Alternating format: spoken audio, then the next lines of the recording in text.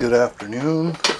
Welcome back to my front porch, and welcome back to Northern Maine Productions. I have an epic archive of goodies here this is all basically from the World War II era. What I have here, I'll show you some 8mm films, a lot of them. Bread bag full of 8mm home movies. Even the bread bag's old.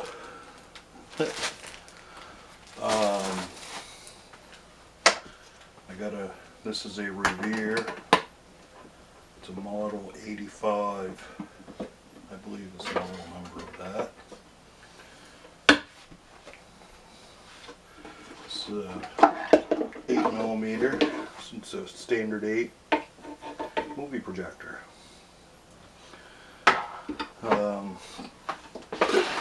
This thing had been in storage for decades apparently.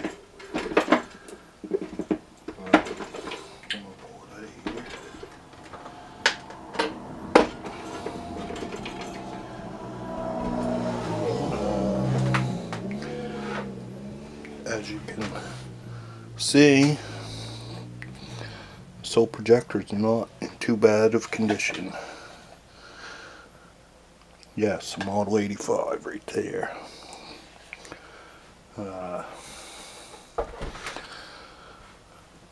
This is about a 1940 model as far as I can tell. I still have the original manual here, and as you can see there, hopefully it was printed in 1940.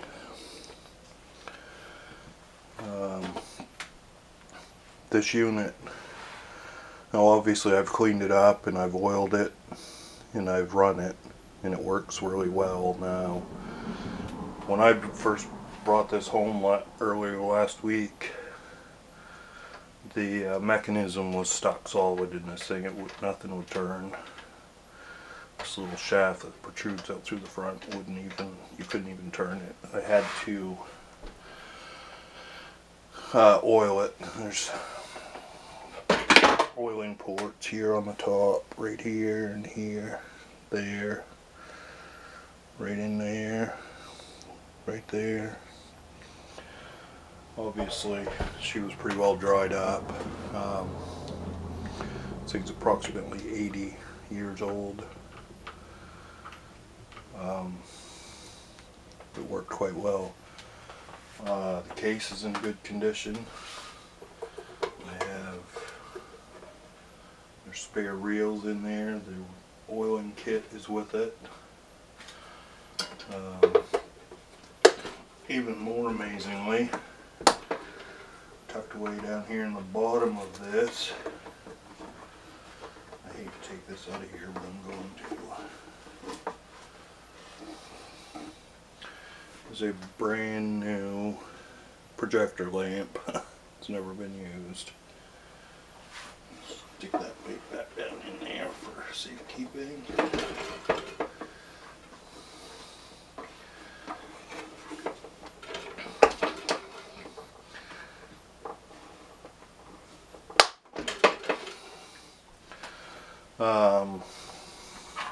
Still has the original cord with it. The cord's still in good condition.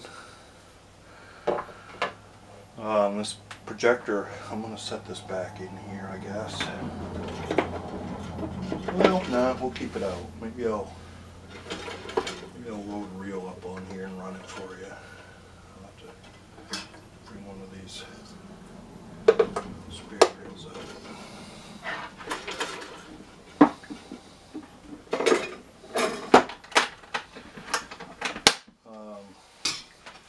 I have all kinds of accessories that came with this projector too. I have two different film splicing kits here. This one's a Franklin, still all in good condition.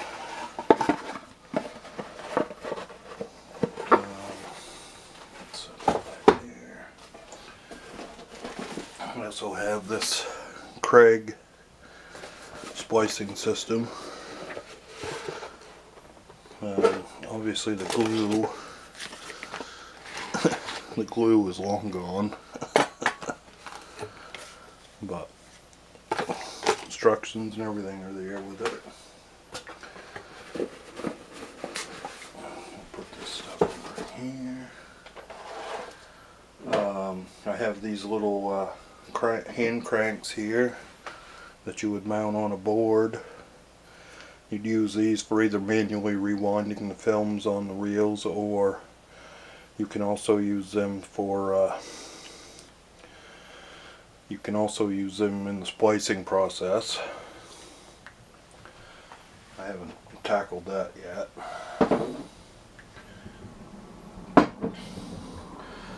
Found this bottle of lens coat in the box of stuff. This is it's a Dow coring product. Amazingly, it's all still there.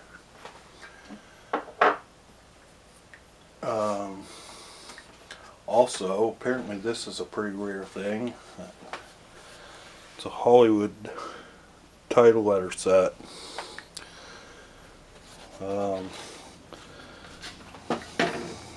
Unfortunately, the little letters are not there that go to this, but most of the backgrounds and there's even a map here. There's many different backgrounds with this. Ironically, I think these are mostly all wallpaper samples. Anyways, like I say, unfortunately the letters are not in here that go with it. But the ironic part is I was watching some of these movies and I saw in a few of the early ones from the early 1940s, I actually saw many of these backgrounds used in the header. The person that was filming these wasn't too good at centering this thing up in the frame. Every one of them I saw, they were pretty near halfway off the frame.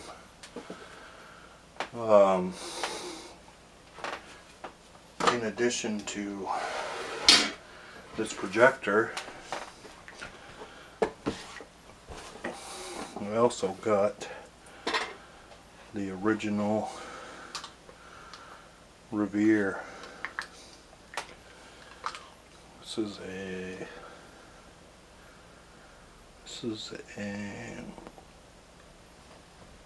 it's a model 99 8/8. This will take 8/8 film. It still seems to work. There's also an unused film in here. It's never been unspooled.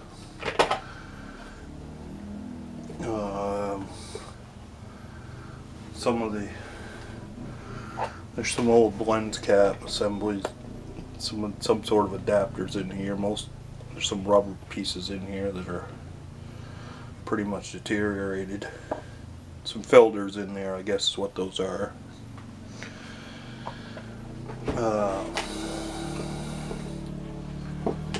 Sorry about the three-wheeler or whatever it is running outside here. Case is in pretty good shape. It's got a little bit of crud on it, but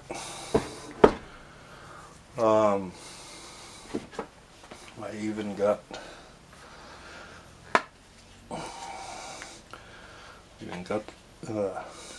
what's the Weston? It's an exposure meter. Weston. It all appears to still work. If you open it up and hold it up to the light, it goes up. Of course, I don't know that much about exposing film. Not that I've never done this, so some old vintage photo cans here. The Kodak one, film can.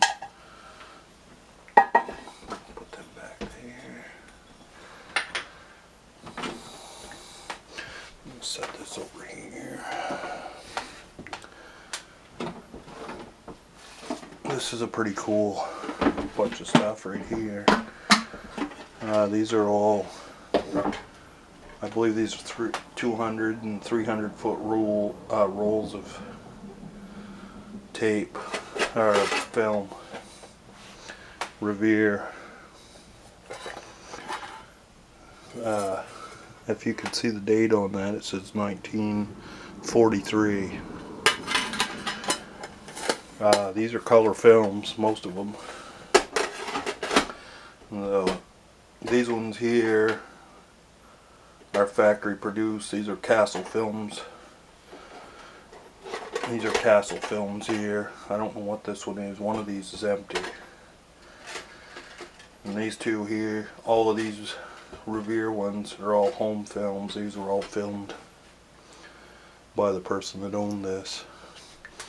And this came with this kit. That's a chocolate, candy covered chocolate box.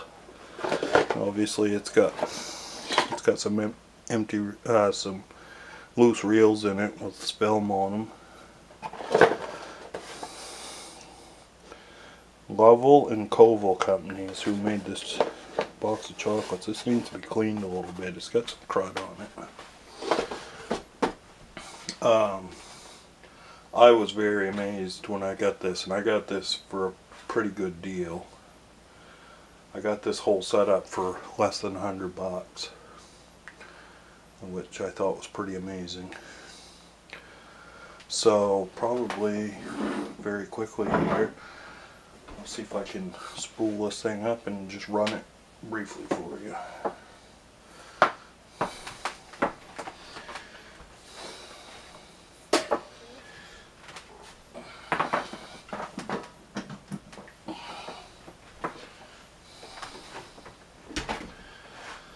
I have watched all of these films. They all work, all with the exception of a couple of these home movies. A couple of them are broken. I gotta do some homework on splicing, I guess.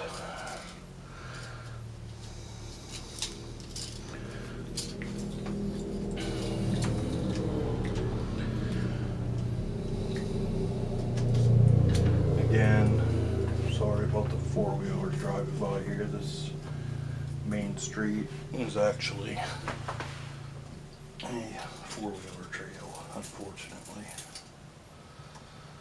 This is not really the most optimum place to be filming. Now, obviously when you're putting film in these, you should use a little caution because the film can be easily broken, and you have to use a little caution not to. It would work better if I had that actually right here. Alright, so we're not quite dogged in here, right? I think we got it there. Alright, we're back. Camera battery died. Luckily I noticed it. Alright, so we got the film all run through the gate on this and around the sprockets. Now let's see if we can get it onto the take-up reel. This can sometimes be a pain in the rear. Well, sometimes it ain't too bad. Alright. Obviously we're not going to be able to see this. I'll turn this on. This makes some noise, so bear with me. You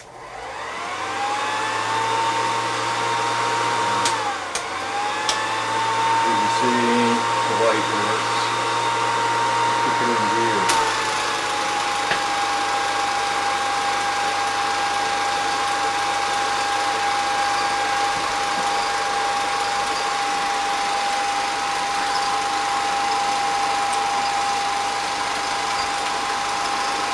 I'm zooming in on that just a little.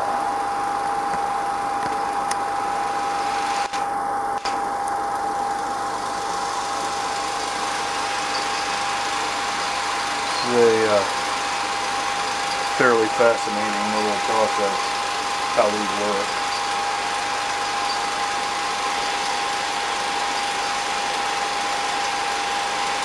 This is a really short film. It only takes a couple minutes for it to go through.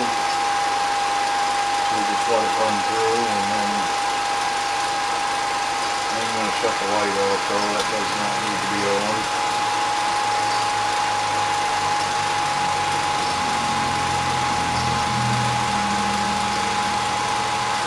This thing uses a 500-watt projector lamp.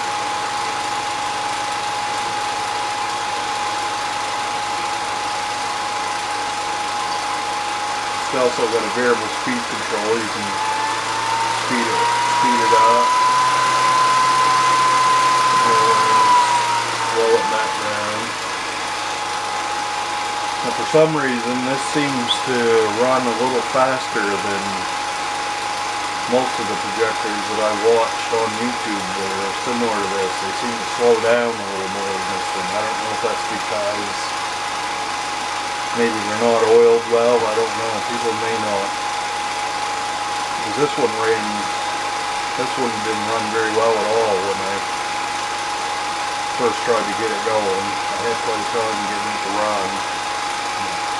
I don't really think this one's been used a whole lot.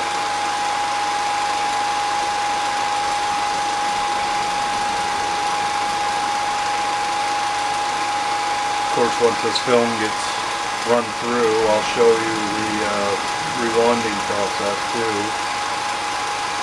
Not really much to it. It's pretty straightforward.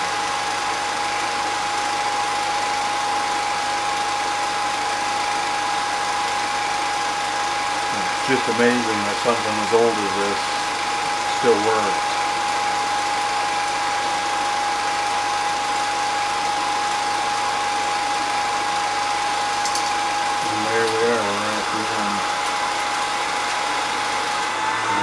Clutch out of gear. Put that off in just a minute. Take the clutch out of gear and we bring our loose film up.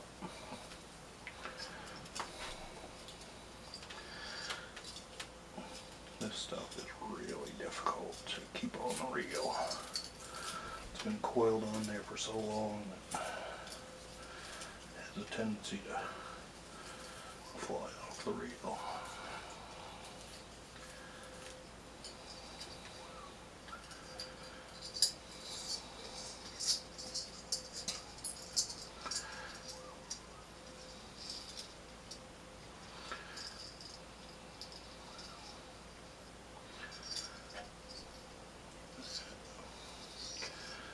Now we start the motor back up, and we have to flip this clutch upwards.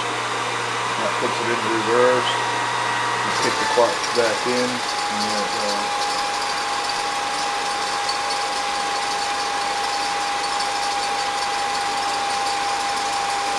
This camera also has a little framing adjustment up here for keeping the frame of the picture in the frame. We've got a little manual control here to tilt the projector up or down.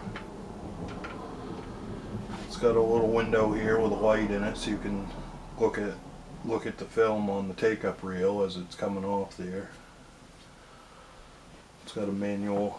This knob obviously cranks it ahead. It looks to me like these sprockets and these little gates here are an earlier design. Most of them I've seen on YouTube have a different design. They actually have a little ramp that comes up around here that helps you get the right loop on the film. And having that loop on there is very important. But I don't know. There's no really good way to tell exactly how old it is, but I'm guessing 1940, 1941. I'll show you the other side of this too. Because you have a knob here, you can tighten this up. That's your motor. Brushes on the motor that are serviceable. Overall, this unit is in very good condition. I'm very impressed. It's not, the paint ain't even banged up on it. So everything's clean, there's no rust on anything. So it tells me it's been kept in a pretty dry environment, I would say. Anyways, I thought maybe I would share that with you. Thought maybe you'd get thought somebody might enjoy looking at this. I thought this was really neat little archive of goodies. So anyways, we'll talk to you later.